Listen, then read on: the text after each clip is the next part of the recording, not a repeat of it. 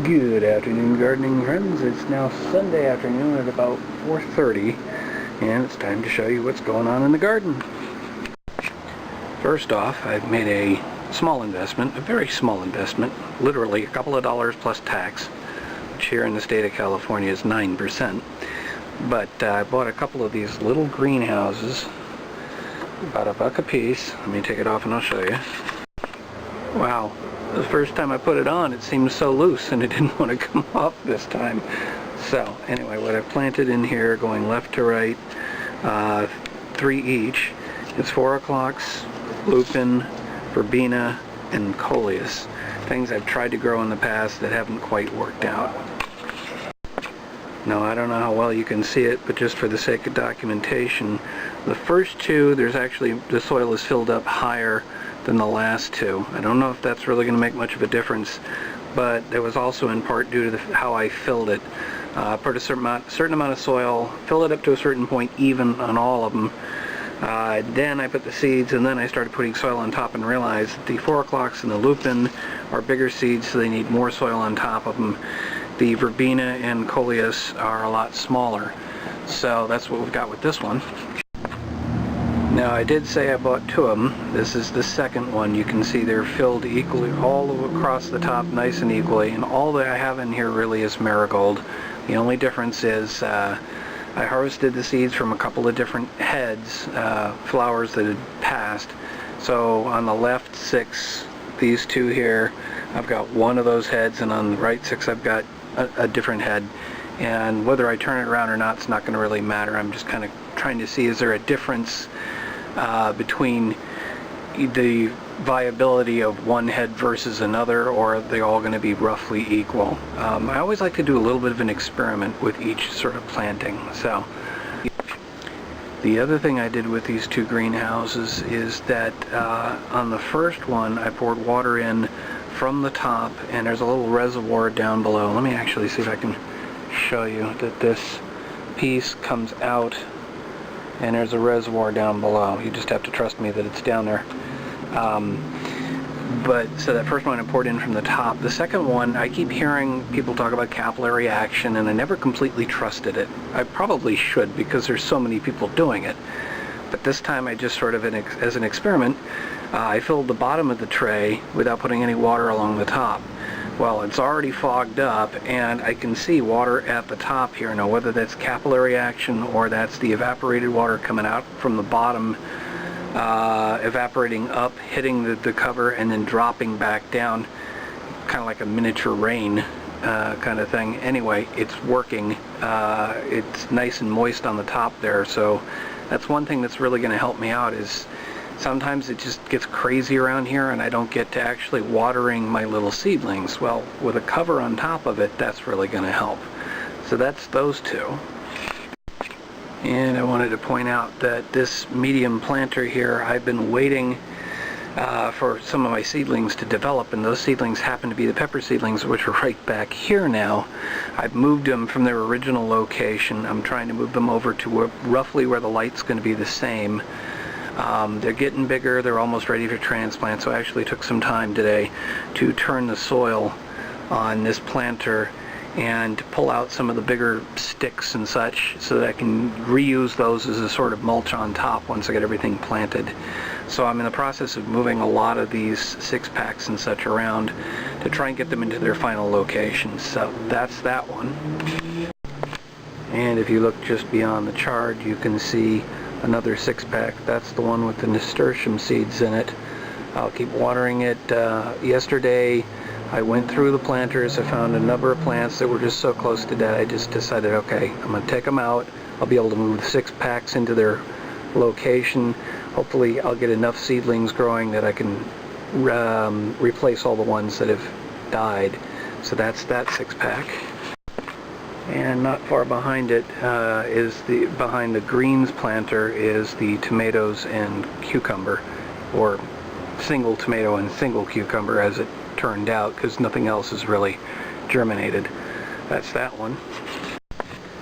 And I lost a lot of plants in that corner planter. I'm starting to wonder if it might be that the geraniums are polluting the soil and the other plants didn't like it, but I've lost some of the marigolds, that's where I'm putting that greenhouse for the marigolds. That's what's sitting there. And finally, that's where I put the flower greenhouse, the one with the 4 different flowers in it. That's on the pass-through, the area that I use to be able to move stuff back and forth without having to move these giant boxes. And a final note for within the complex is yesterday I took out the pink pot there. I was kind of worried about the plant and whether maybe it was getting root bound.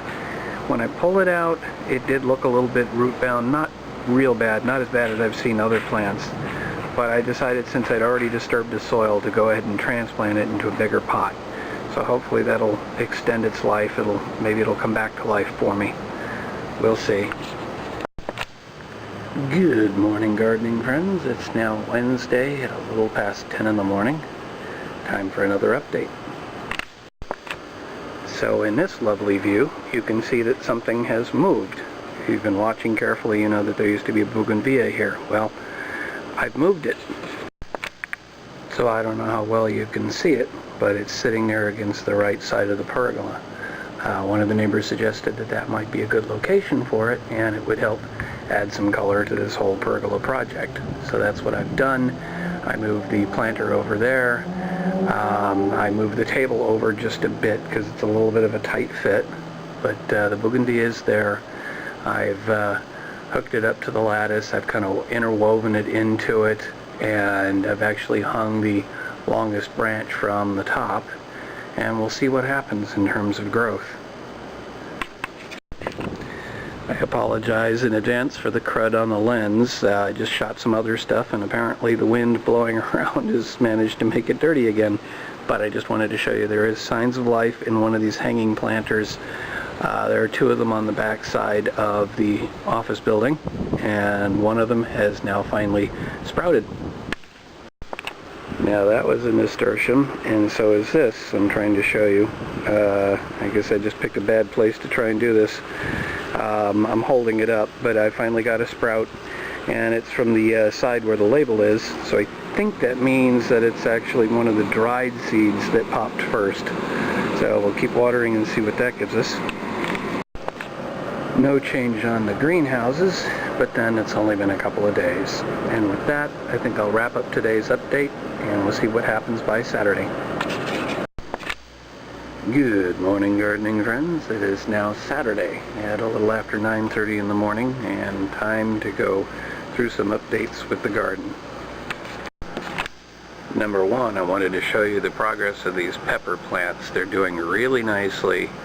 I've had them for the last week or so in roughly the position that they're going to land in, and they seem to have acclimated really well, which makes me happy. Actually, now I see I've got some weeds down in here, which I'll have to pick out. But ultimately, this is the medium-sized planter, and this is where they're going to land. I prepped the soil a little bit earlier, and I'm going to transplant them today. I'll come back and show you once they're transplanted. I've also got the tomato and cucumber, and this is where the tomato is ultimately going to land. Now, since the 2 of them are in the same 6-pack, I couldn't separate them to put the cucumber where it's going to land. So maybe what I'll do is I'll put the tomato in place, and then I'll move the cucumber over where I plan to put it. But the tomato's going to end up here, which I reorganized some of these planter boxes early in the week after doing a little review online and trying to figure out which plants should be next to which plants and what order I should have them in and what kind of sun they're all going to get. The closer they are to the sort of south end of the garden, the south end of the patio here, the more sun they're going to get, the southern exposure, if you will. So that's what this looks like, and I'll show you once I've got it transplanted. And now this is a tricky shot to get, so I'm hoping you can see it, but that's the nasturtium 6-pack, which there's one that popped early in the week, and it's the one on the label side of the planter, so I'll go back and look at that and see what that actually means, because I remember it was either the dry seeds or the wet seeds that were on the label side. I'm not sure which is which. Only one has popped so far, yeah, but it's been growing all week. The problem with shooting at 9:30 in the morning is everything ends up in silhouette because of the southern exposure. But here are my tomatoes, and I've got at least a half a dozen on the patio tomato and at least a half a dozen on the yellow pear. This all despite yesterday's intense heat. I've been having to, for the last couple of days, to really stay on top of watering everything in the garden, making sure everything stays alive. There's some things that seem to have dried out on me, but I'm doing pretty good. And I mean, the most important ones to me are the bigger vegetables, the more established ones. I don't want to lose those. The smaller stuff in the outer ring that's dying off, I can always replace those. Not a big deal, and in fact, that's why I have the little greenhouses, so let's look at that. Actually, nothing is sprouted yet on either of the greenhouses, but it's only been a week, or maybe even a little less than a week. But it's nice to know that they're working out. Yesterday, I actually had to replace the water in the greenhouses. It had finally evaporated off, but with the heat that we've had this week, it's actually been pretty amazing that the water that I put in there has lasted as long as it did. So I guess a greenhouse really does make sense for sprouting veggies or any other seeds. Not a whole lot has changed out in the courtyard, but there are a couple of things worthy of note. First, I have this bush which I've been trying to grow for the last few years, and the beginning of this year it was starting to look like it had just gotten completely cooked and it wasn't going to survive, but it looks like I finally found a good position for it.